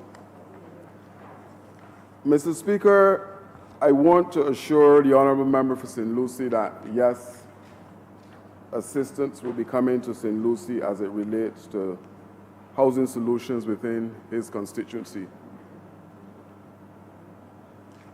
The former Minister of Housing, Mr. Speaker, had a fixation with a runway in the constituency of St. Lucie. And I am pleased today, Mr. Speaker, to let that individual know that now the Ministry of Housing and Lands is sitting on the tarmac ready to take off. Mr. Speaker, everything now that is being done in the Ministry of Housing and Lands is congruent with Sustainable Development Goal number 11 that speaks to affordable housing. And I am very, very pleased this morning because in St. John, I campaign on a mantra of home drums beating first. Mr. Speaker, this morning I am very, very pleased to posit here that a housing development will come to the constituency of St. John in the not too distant future. And it is proposed, Mr. Speaker, that at Pool St. John, 180 lots will be developed for housing. But I will expand a little bit in terms of what I mentioned earlier about the preparation of what is happening within the Ministry of Housing and Lands, because there's some projects that are being proposed. The Honourable Member for St. Andrew would have referred to them or referred to some of them, so I want to expand on that. The Honourable Member for St. Lucie indicated, yes, he's looking at solutions. Proposed at Colleton, St. Lucie, 71 lots. At Chancery Lane, 200 lots, Mr. Speaker. Lancaster 3, that the Honourable Member for St. Andrew mentioned, 180 residential lots and 3 commercial lots. Ferry Valley Ridge, 58 lots. Dodds North, 162 lots. Dodds South, 160, and I would have mentioned just now at Pool, 180 lots are being proposed with the understanding and the provision that more can come to the constituency of St. John. But all total that I would have just mentioned, we're looking at 1,014 solutions in the not too distant future. So yes, Mr. Speaker, the Ministry of Housing and Lands, we're actively looking to improve what is happening in terms of the housing landscape in Barbados. Recently, the ministry would have put out a request for proposal in terms of the development of houses that can withstand maybe a Cat 4. We had 9 entities submitting via that request for proposals. To date, 27 designs were submitted by those 9 entities. And in the not too distant future, maybe in the next 2 weeks or so, we will be able to make a decision as it relates to those particular houses that will now be seen on the landscape of Barbados coming from the Ministry of Housing and Lands. And Mr. Speaker, it is evident that Minister of Housing would have mentioned the amount of hits, the amount of requests. We're currently sitting, last count, on 20,000 requests for housing solutions from the public at the Ministry of Housing and Lands. The reality is that the funding, as he would have identified, that we would require to trigger a lot of these housing solutions are not currently there. But hope springs eternal in the Ministry of Housing and Lands, and we are hoping to fuel that plane that is sitting on the runway to start the process. Mr. Speaker, I know that, there is a large cry in terms of housing for, or requests for houses at some of the established locations. But I want to just put it out there in terms of what is currently available, so persons who possess the means of acquiring houses at some of our existing locations can probably come to the ministry and make the formal application to source some of those housings. At Lancaster 1, there were 38 housing solutions. To date, we have sold 32 of those, and there are 6 that are available for purchase. This is Lancaster 1. At Lancaster 2, we would have sold 44 solutions there. there were 45. We only have one outstanding. There were 11 commercial lots at Lancaster 2, and we have 5 of those lots remaining. At Parish Land, Mr. Speaker, there are 117 solutions at that particular location. We have 20 that are actually available now for purchase. At River in St. Philip, Riverview in St. Philip, there were 17 houses. There are now 8 that are available. The others were already allocated, and the mortgage process is being undertaken there.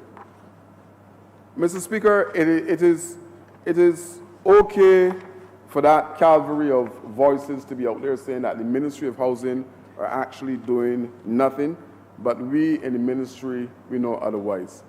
It is not often that a lot of the information is in the public's domain, so hence today I'm trying to rectify the situation by sharing some of the information as to what is happening in the Ministry of Housing, what we're purporting to do as it relates to low-cost housing in this country. Mr. Speaker, the electrical upgrade, and I know the honorable member who is representing Haynesville is very pleased about the work that is being conducted at that particular housing estate. Mr. Speaker, there are approximately 2,600 units that were identified for urgent repairs as it relates to the electrical installation. We have started the pilot process in the Haynesville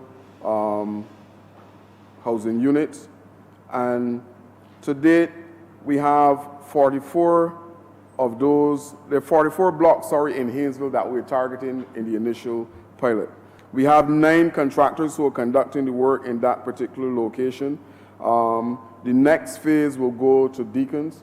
So we are trying to eliminate the issues and the problems that are quite acute in Haynesville first, because that is the area that several of the reports, we know that there were 4 or 5 house fires in that particular location that were triggered by electrical issues. So we're actually actively involved in the process of resolving that. One of the other areas, Mr. Speaker, that I would need to shed some light on is the wells repair program. And prior to the unfortunate accident that occurred in the Pine, we would have started the process of looking at some of the wells in the housing estates that were problematic. We would have identified 135 sewer systems, and sewer systems is broken down into wells and septic tanks. And these were the ones that we deemed to be most critical, the ones that we figured that we had to put something in place to rectify the situation because of the safety issues that were involved. To date, we would have started at least 75 of those units. There are 30 of them that were completed.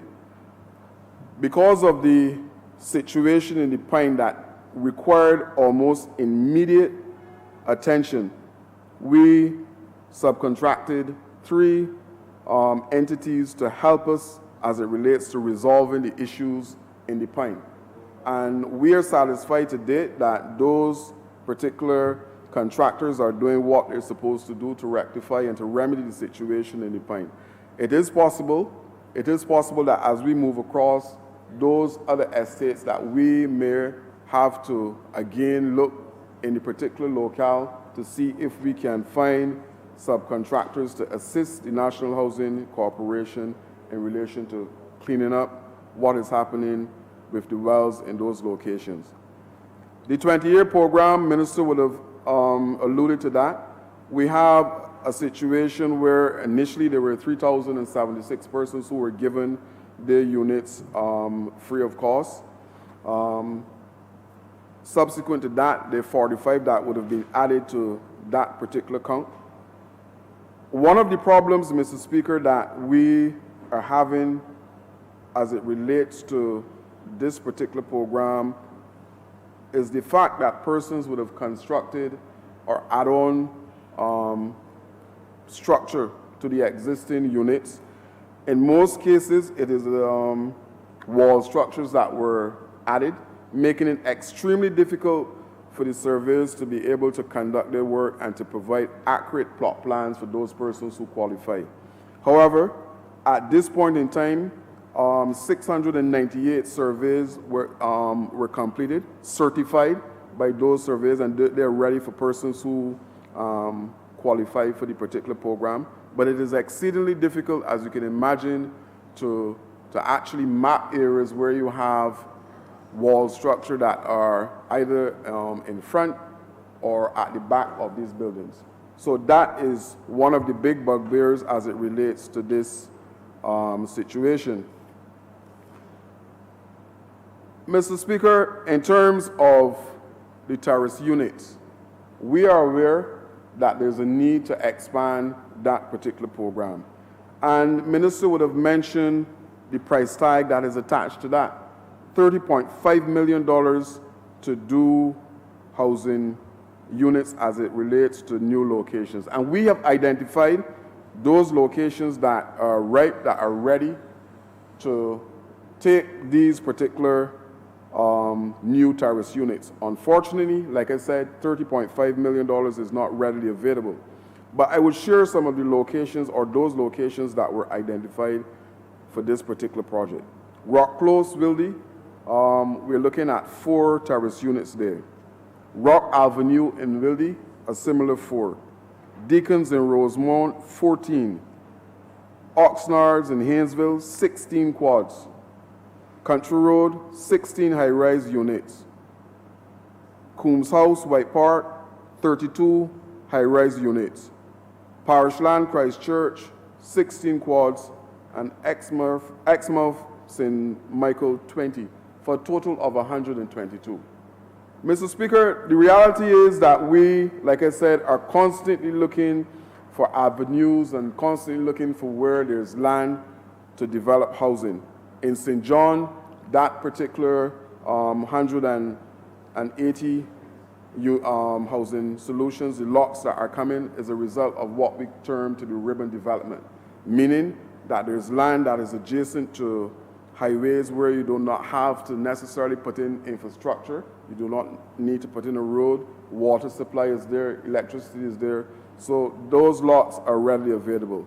And one of the things I would want to suggest to the other members of this honorable chamber is that if they can possibly as well identify locations within their constituency that can be used for housing development in terms of that ribbon development that I mentioned, that they should send the information to the Ministry of Housing and Lands for consideration. Mr. Speaker, not so long ago in St. John, I would have presented an opportunity again for persons who are living at Welch, and I know this notion of squatters is something that is very much in vogue, but the Ministry of Housing and Lands was able to change something that was festering in St. John for more than 50 years, I believe. And it took our administration to come into government to rectify the situation. Similarly, the housing development that I mentioned in St. John, it has been more than 20 years, close to 3 decades, since any type of development of this nature would have touched the landscape of St. John.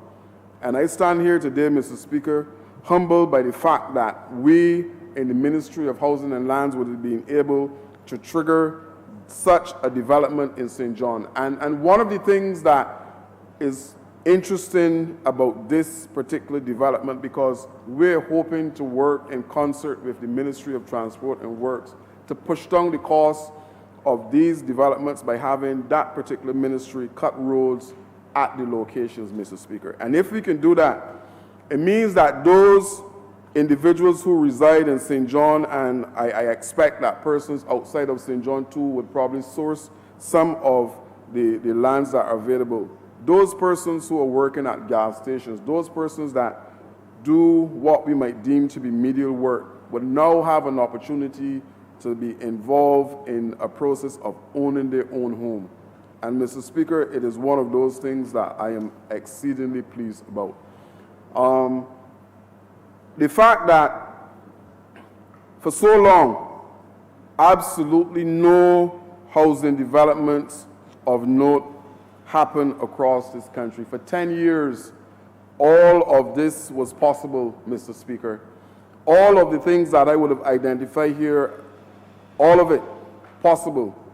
But then you had a minister who embraced inertia. So therefore, nothing was happening in the Ministry of Housing and Lands. Like I said, there was a fixation about constructing a runway. And I don't know who was going to live on a runway in the constituency of St. Lucie, but that was his fixation. I am told, and I'm trying to see if Minister and myself can find the drawings for that runway in St. Lucie. But maybe it was just a figment of his imagination. But we are actively on the job. We are actively on the job. Our minister would have mentioned the push that is happening within the ministry to ensure that a number of the projects that we have are coming to fruition. I know that we have started to identify those derelict houses and those spots that are available across the country as well to see how best we can look to press all of those vacant lands and those derelict buildings back into use. Mr. Speaker, one of the things that again is happening within the ministry as it relates to housing, as it relates to sustainable housing, is the not so much mention pit toilet eradication. And Mr. Speaker, I am one who hope at some point in time, before this particular term is out, that I could stand in this House of Assembly and say that there are absolutely no pit toilets in the constituency of St. John and by extension all over this country. And we are working assiduously in rural development to do exactly that. I know that we're having some pushbacks from landlords who believe that we should not come on their property and improve the life of persons who are renting from them. They figure that maybe if we convert those pit toilets into waterborne facilities, that it will be problematic for them. But the truth is, Mr. Speaker, that every single person within this country should have a certain level of pride and dignity in terms of these particular conditions. And I would hope that in the future going forward as well, that not a single youngster from the constituency of St. John in 10 years' time will be able to say anywhere that I would have experienced using a pit toilet. Because part of the push, Mr. Speaker, for all of us should be to move persons from that level of poverty to some kind of comfort zone. And we are doing it. The Honourable Member for St. Andrew and myself, we are doing it in the Ministry of Housing and Lands. We are moving fast to a point where we can see tangible outcomes to all of the efforts that are happening from the technical persons within the ministry. All of the ideas that are birthday, that are fruitful, we are embracing because we believe that the only way to get the job done is to embrace staff and to treat the knowledge that would have been there for a number of years as it relates to housing. So I am looking forward, Mr. Speaker, when the acquisition at Harry Smith as it relates to housing come to fruition, where we will have another set of houses at that particular location. I know the Prime Minister would have indicated, and we're actively looking to see that as far as possible, where we are developing housing solutions, that the lot sizes are at an adequate amount of square footage, namely between 35 to 4,000 square feet, because that provides an opportunity, Mr. Speaker, to construct a house that is, in my view, livable. And I'm speaking from a background of having a little bit of knowledge in terms of design, in terms of construction, and hence I'm eagerly awaiting to see what those RFPs will throw up in terms of the design.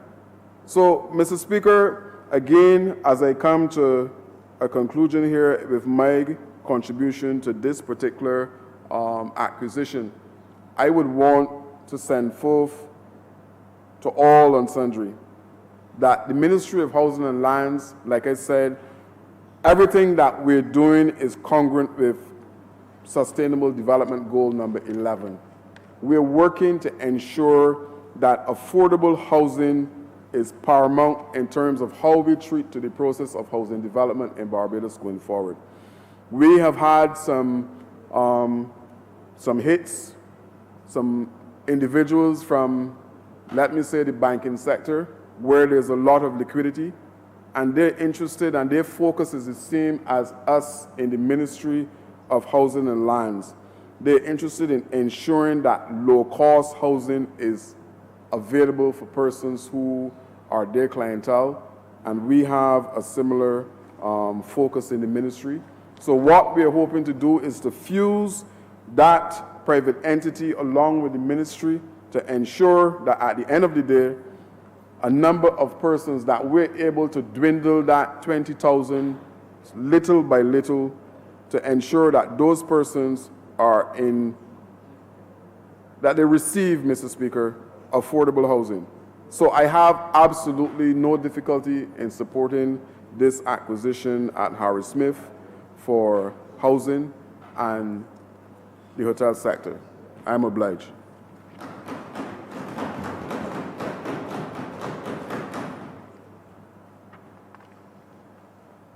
Honourable Member for St. Michaelis. Right. Thank you, Mr. Speaker. No. No. The honourable member, Mr. Andrew, asked me to sing some praise for him, and I will. Sir, this is an important debate. To some people, it is just mundane and might not be as, some people use the word sexy as many other subject matters. But I could not sit here and don't speak on the behalf of the homeless. I could not sit here and don't reconnect with my history to know that we are people struggle from a landless background, a homeless background, a powerless background as a result of slavery and colonialism. So we started from scratch, and we have to cut out a space, a land space in this country for the poor.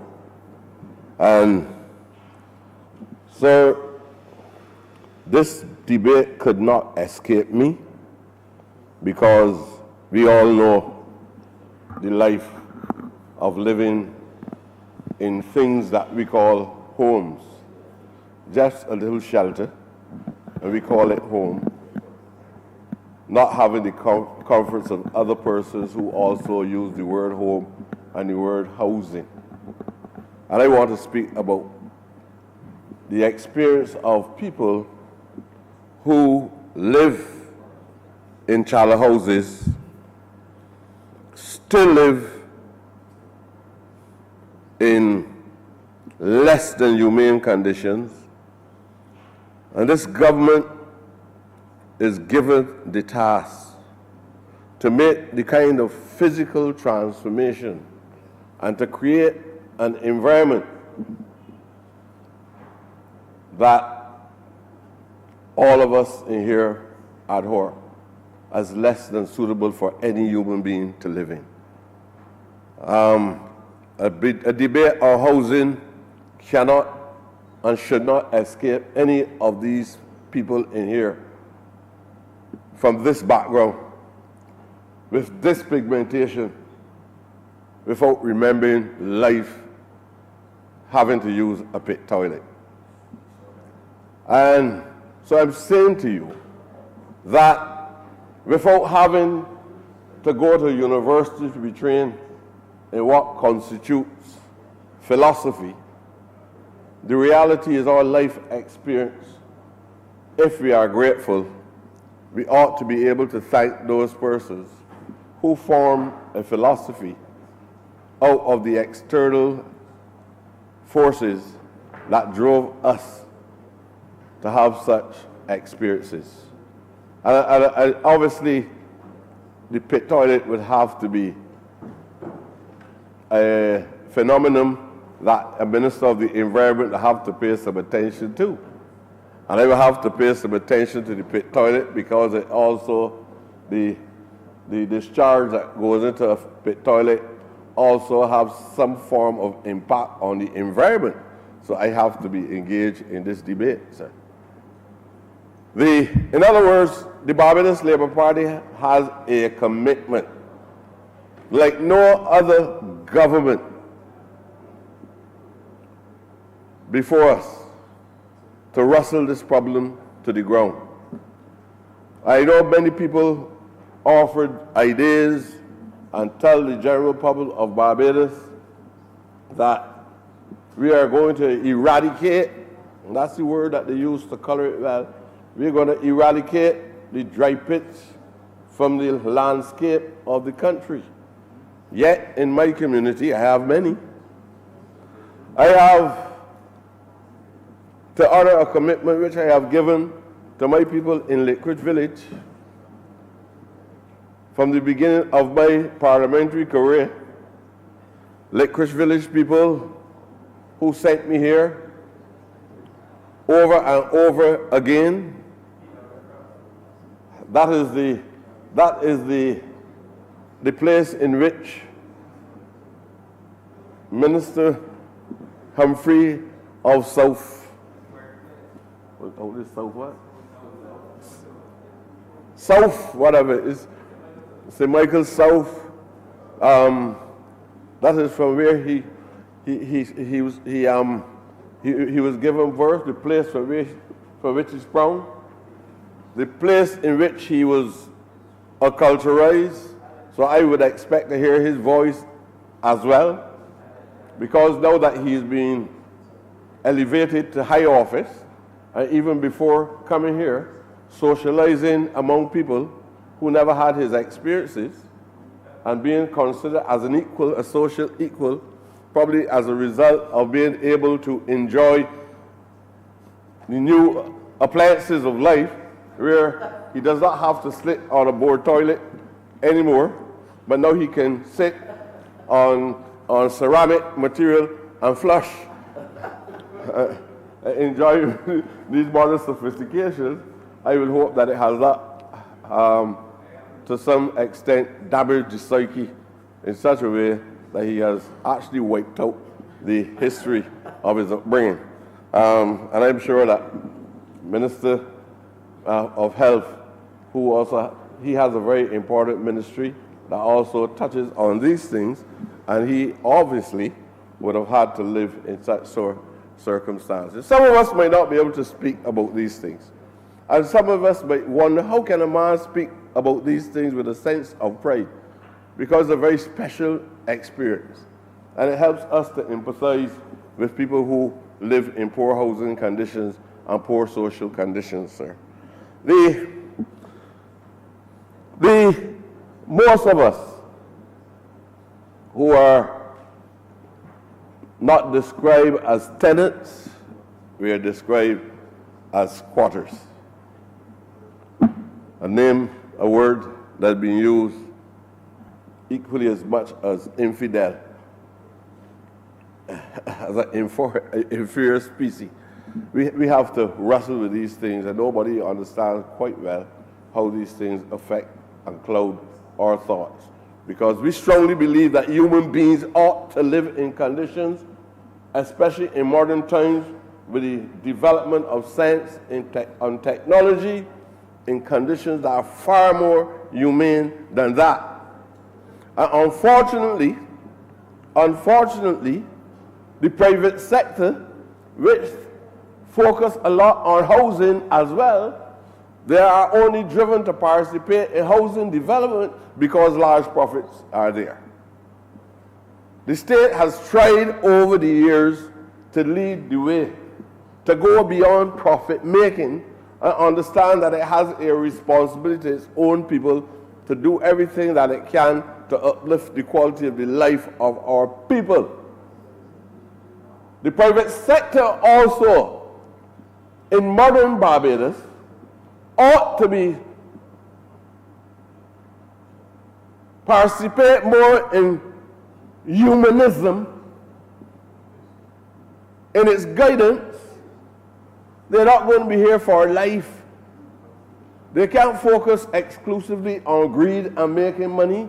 Take some of the money that they have accumulated over the years, by whatever means, and spend it back on helping poor people to get out of the situation that they're in.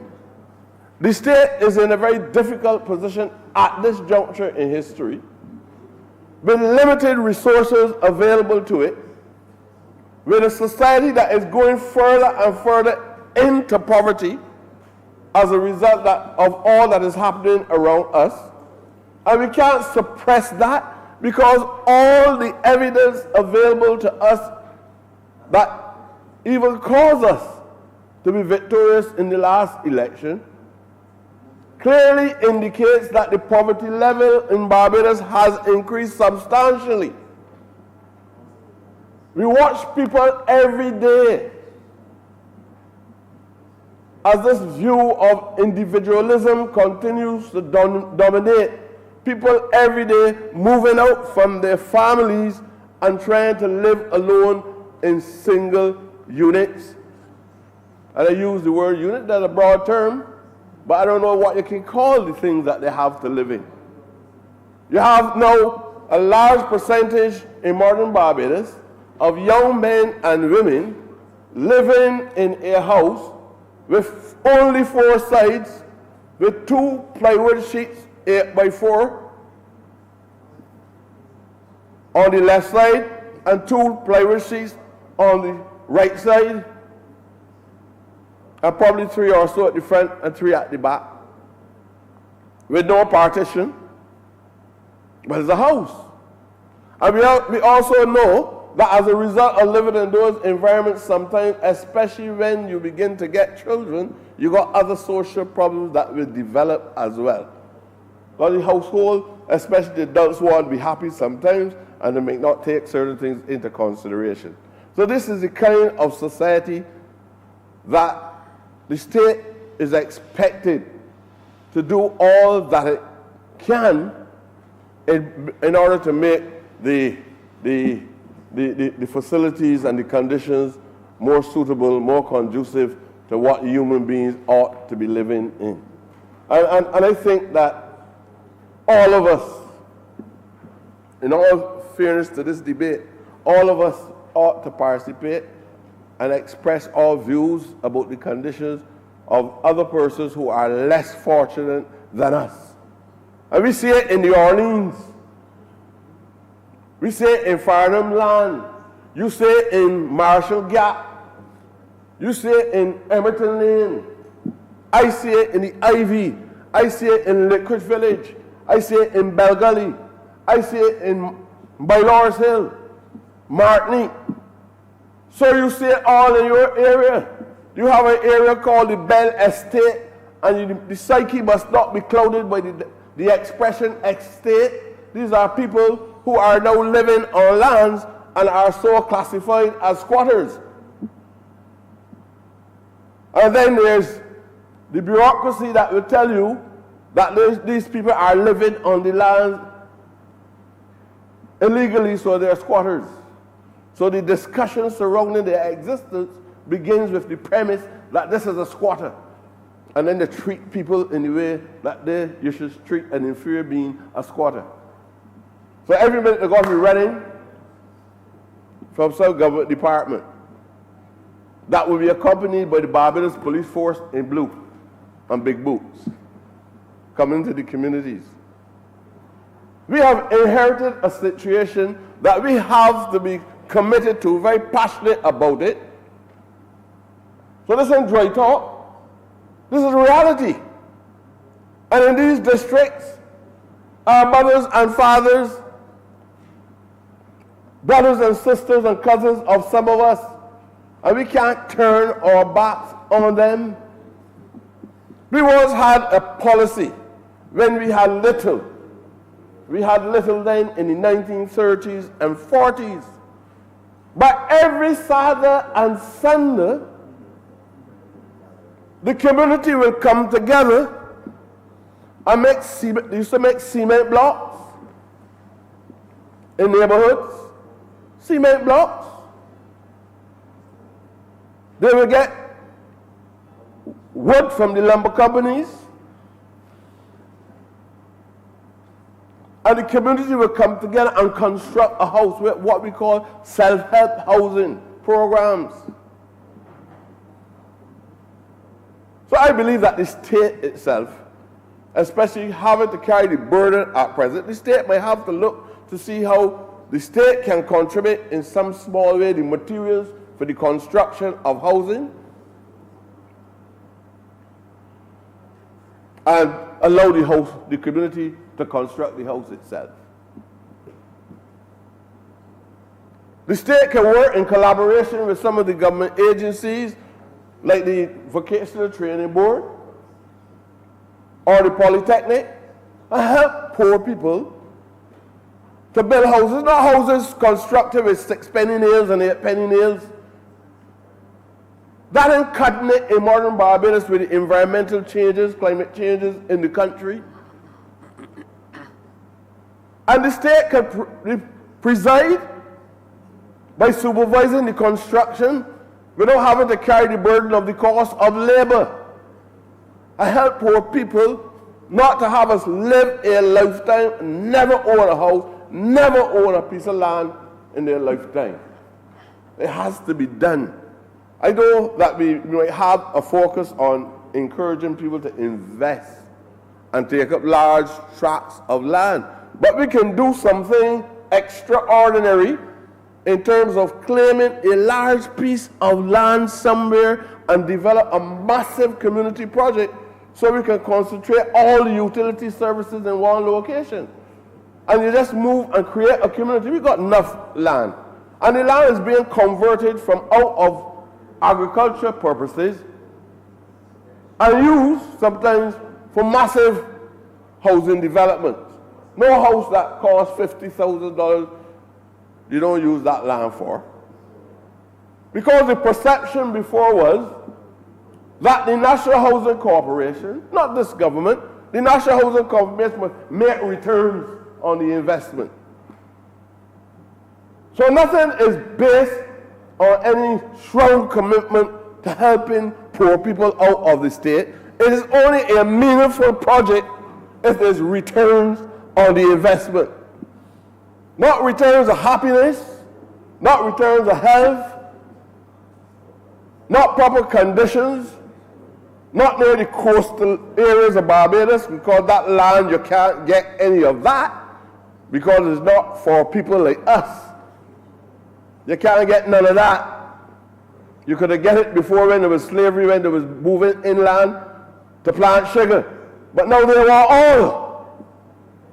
And worst of all, they not only want oil, but they want to block off the beaches in Barbados as well. And then we have to be wrestling with which agency has the authority to tell that body not to do this on the land space, and which agency, and we have to be actually in conflict with each other, trying to dog dance and help these people to be able to do the things that they're doing that is unfair to poor people in Barbados. So you got a beach and you got people taking boulders and rolling it across the beach lands. People actually creating peninsulas, pushing the land out further and further with a big beak out in the land space. And people calling me as Minister of the Environment and other ministers and asking them, what is this? We can no longer walk on the coastal area of Western. That's the location there where Carew, the famous Calypso Indian, died. I have another problem where other people doing other things that they should not do at Bows Beach. So, poor people, I know the Minister of Housing said he hasn't heard that term for a long time, But if you can find a better term, I'm not going to talk about marginalized, this is not poetry, and vulnerable and all that. Poor people now have to find a place in the ocean. And that now will pose another problem for the Minister of Maritime Affairs. Because he now has to find land space in the ocean floating on some kind of, I don't know, what do you call the things that you float with? You have float somewhere in the ocean in order to get a house. That's where we are. Sir, and I think that I can talk about housing in generic terms, about how many houses we construct over the years, how many houses, how many pieces of land we make available over the years. I want to talk about now too. We need to have an intensive sites and services program. If the state can't build the house, if the state can't build the houses, I believe that we are in that difficult position as a consequence of the economic conditions that we inherited, and as a result of being placed in a necktie by the IMF or whatever other programs. But we have to find innovative ways so our people can still enjoy life. You get older every day. Every day. And you know how it hurts for someone to live an entire lifetime and never had an opportunity even to go in a toilet that is flush? You know what I'm saying? Never had the opportunity in life unless to visit a friend's home or go to a business place and ask, can I use your washroom? And sometimes they don't even know if you push down the hand or if you push your hand on the water. Because it's not part of your culture. It's not part of your culture.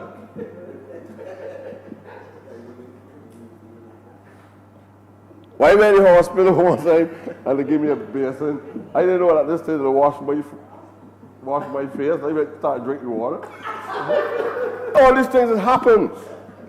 All these things have happened when you grow up in certain conditions, sir. And I really, sir, I feel like this like, Minister, I can't go to no Buckingham Palace. If I start to eat with knife before I put knife fork, I can put down a knife, and sometimes I put down a fork, right? And I would go back to my traditions, African traditions, and put my hand in food and eat something, right? All of that. And sometimes I want to smell it and all that. So we move from district. We move from district to district. We move from district, sir, to district over the years. Normatic. We had to be, we live. Look, I was born in Titchburn, Howells Cross Road near the Ivy. I live in the Titchburn, the Ivy, back to Titchburn, Haggett Hall, then you come back to Titchburn, and I was one of the fortunate ones. There are people in here that live in about 20 locations in their lifetime. I'm not talking about visiting a friend or a girlfriend. I'm talking about every minute they had to get the pillowcases and plastic bags and put the clothes in it, come out after 6 o'clock or so in the night, push it in the back of a car of a friend or on the back of a truck.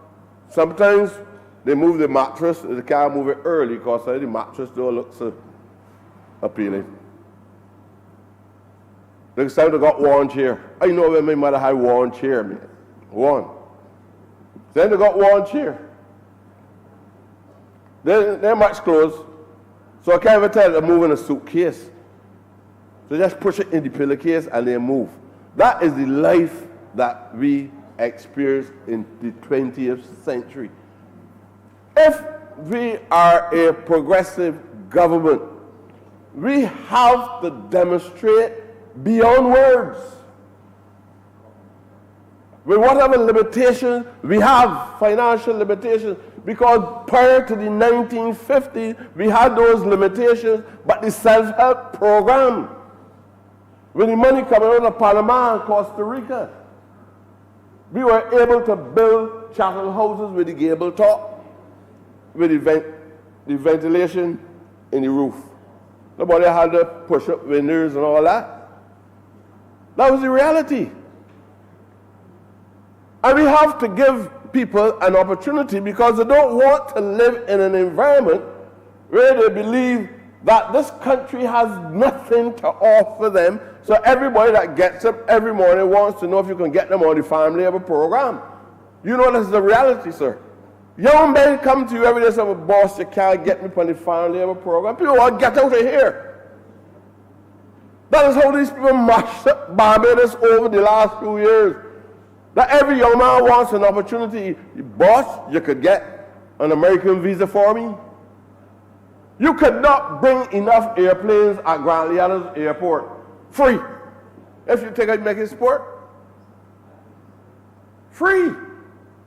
You could not bring enough planes at Grand Liana's airport if you tell Barbados you got an opportunity to rent planes at the airport waiting for you. There'd be war up there because of the state of the country that we inherit in 2018. You get people in this country telling you, all of these men in this parliament, all of these men that stand behind me are men of integrity. You think that poor people don't know foolishness? But they expect something of us. So we can get in here and stand on ceremony and talk real pretty about housing, and talk real pretty about employment, and talk real pretty about investment and everything, but we got to deliver. We have to deliver. And they want a housing program, one way or the other. And they would like sometimes my views to be respected on how it can be done. I have land in Barker's Road. I have land that the government acquired in Barker's Road before 2008, on 2nd Avenue, I get home. We can't build on it. Subdivide it. Subdivide the land. You can put it for sale, and those who are fortunate enough to have a down payment, if the bank also facilitate you, or mortgage finance, or whatever agency, and you got at least enough, 10% that you can pay on the land, you got to ask the bank to demonstrate a social conscience too. Or the bank's looking for profit. Everything is about profit, profit, profit over people, profit, profit, profit all the time. So the banks don't care about poor people. The insurance companies don't care about poor people. They insure a house, we call it a chattel house. And everybody try to find a way not to help the poor.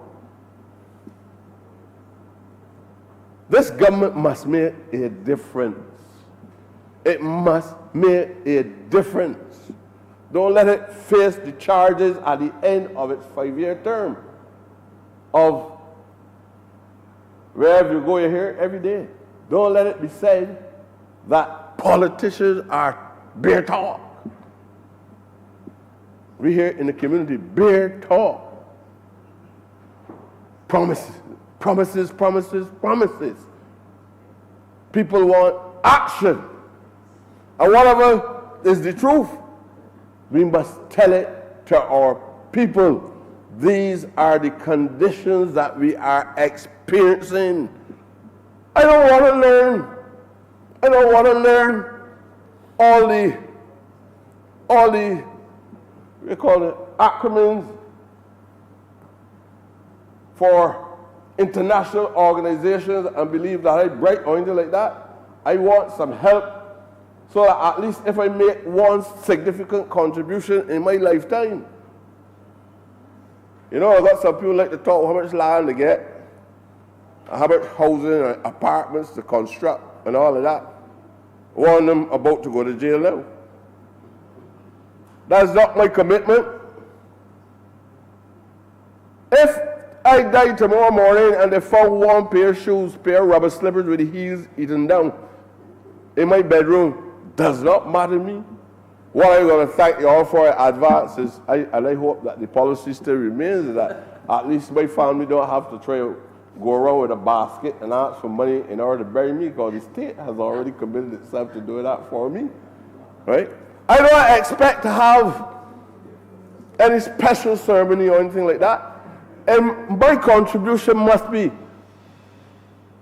that I have made a contribution that is so significant that it has helped to give direction in the form of the policy of a government and the programs of the government to help uplift the poor. The poor. So that I can walk about in my community after 6 o'clock and 7. And I can continue to park my car outside in my community because the people from which I sprung, the people who shaped me, the institutions in the community that are responsible for making me who I am, that all of them can look back and say that I have made a contribution, however significant it is. They got people who went in here that nobody can even remember one word that they ever say in English or Portuguese. Not one. That leader here, the only word he left inside here that anybody can remember is don't panic. Honorable member has 2 more minutes. So I am hoping that the minister, I know he's engaged in serious conversation otherwise, but I'm hoping that the minister heard me carefully. And I'm hoping that I would be able, before this 5-year period closes off, I'm hoping that I will see a resolution to the problem of sewage in the Zone 1 area by having some kind of that might not be entirely up to the Minister of Housing and Land. I'm hoping that I'll be able to see a reverse osmosis plant, sewage plant, whatever technical terms used, so that the people of the belt can enjoy the best of life like everybody else. My Lawrence Hill people, Mays Road people, Prout Road people, the people all through that entire community, Cross House, Cross Road, people living on lands because they had no other way to go, not because they're delinquent or ignorant to the ownership of the land, but they had no way to go. You don't know how it is with a man walking about the street all in the night asking, I've been on this street now for the last 2 weeks. It happens in urban Barbados every day. I've been on the street for the last 2 weeks up and down, cannot find a house to rent. Because he can't rent the house for $800 a month or work for her $75 a week. It's impossible. He has to do something injurious in order to supplement that.